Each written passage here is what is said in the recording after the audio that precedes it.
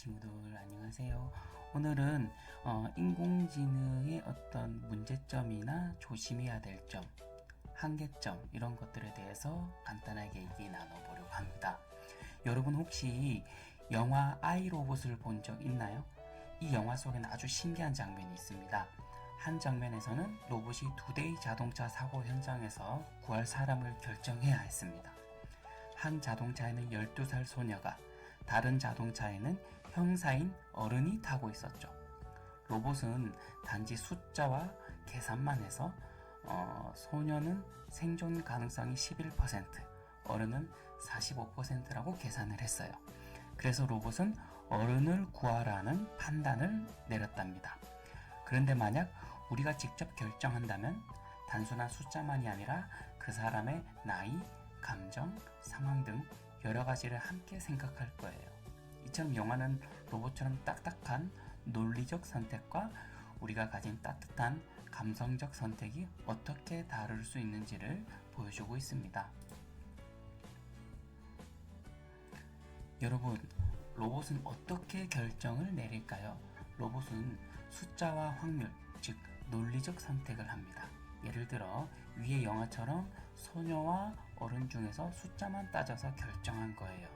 그런데 우리 사람들은 결정을 내릴 때 숫자뿐만 아니라 마음의 따뜻함, 그 사람의 나이, 상황 등 여러 가지를 함께 생각해요. 그래서 우리가 내리는 선택은 감성적 선택이라고 할 수 있죠.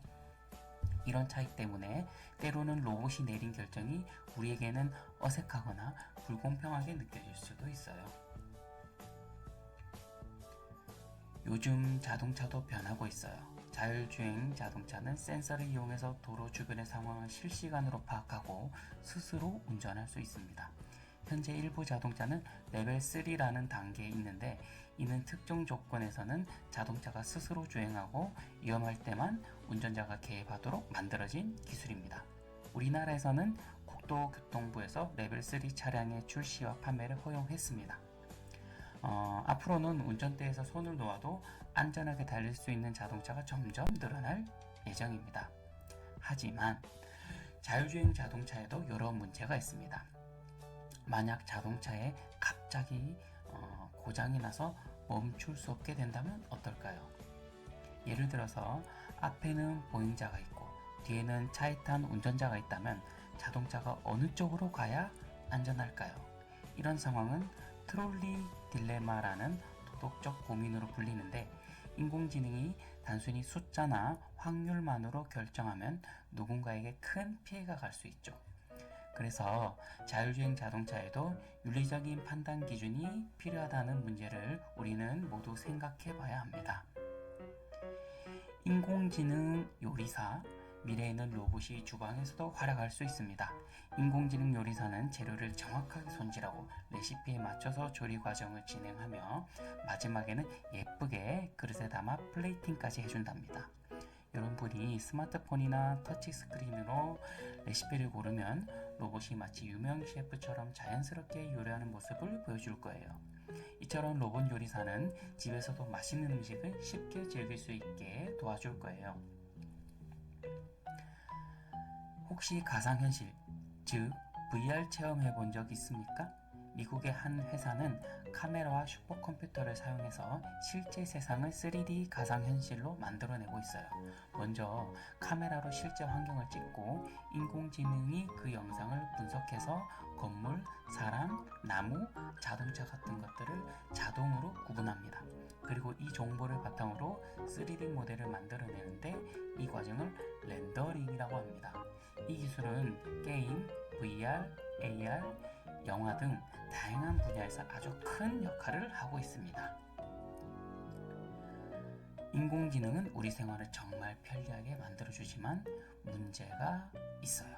예를 들어서 인공지능은 복잡한 일을 빠르게 처리해줘서 많은 시간을 절약해주지만 때로는 숫자만 보고 결정해서 사람의 감정이나 도덕적인 부분을 놓칠 수 있습니다. 그래서 앞으로는 인공지능을 올바르게 사용하려면 윤리적 기준을 세워서 모두가 안전하고 행복하게 사용할 수 있도록 해야 합니다. 인공지능이 똑똑해지려면 많은 데이터를 학습해야 합니다.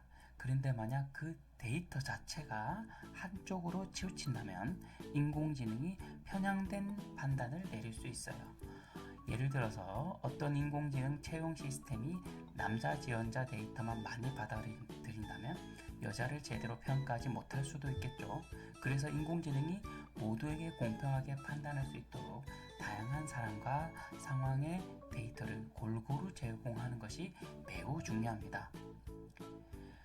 앞으로 인공지능이 발전하면서 우리가 하는 일이 많이 달라질 거예요.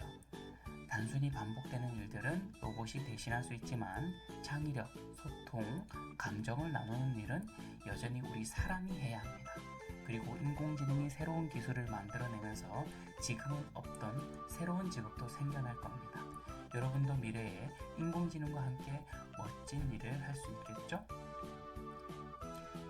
마지막으로 인공지능에는 우리가 꼭 주의해야 할 문제들도 있습니다.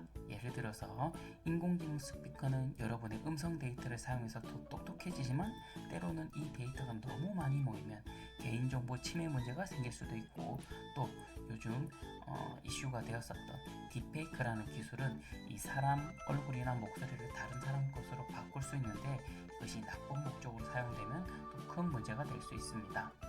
그래서 이런 기술들이 올바르게 사용되도록 규칙과 법을 만드는 것이 필요합니다. 오늘은 인공지능의 좋은 점도 있지만 그로 인해서 조금 조심해야 될 점들에 대해서도 같이 알아봤습니다. 다음 시간에 또 이어서 보도록 하겠습니다.